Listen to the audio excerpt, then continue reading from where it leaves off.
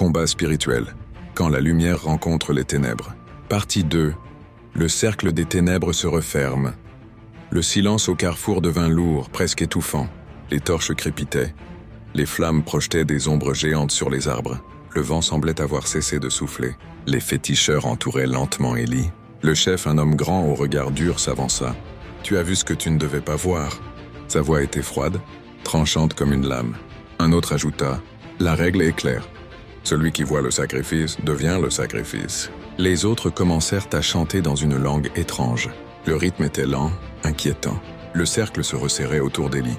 Son cœur battait fort, il était seul, humainement seul. Mais intérieurement, il n'était pas abandonné. Il se souvint d'un verset qu'il répétait souvent pendant ses nuits de prière. « Même si je marche dans la vallée de l'ombre de la mort, je ne crains aucun mal, car tu es avec moi. » Il leva doucement les yeux vers le ciel sombre. Puis il parla calmement. « Je ne suis pas venu ici par hasard. Je suis couvert par le sang de Jésus-Christ. » Les féticheurs éclatèrent de rire. Le chef leva son bâton décoré de symboles et cria « Ici, ce n'est pas ton Dieu qui commande. » Le chant devint plus fort. L'atmosphère changea. Élie sentit une pression spirituelle peser sur son corps. Ses jambes devinrent lourdes.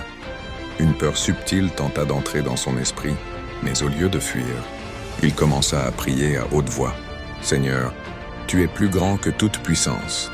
Tu es le roi des rois. » À cet instant, une torche s'éteignit soudainement. Un des féticheurs recula. Le chef fronça les sourcils. Élie continua. « Toute autorité dans le ciel et sur la terre appartient à Jésus-Christ. » Le vent souffla brusquement. Les flammes vacillèrent. Le cercle des ténèbres n'était plus aussi sûr de lui. Le chef cria « Attaquez !» Et le combat spirituel entra dans une nouvelle dimension. À suivre partie 3.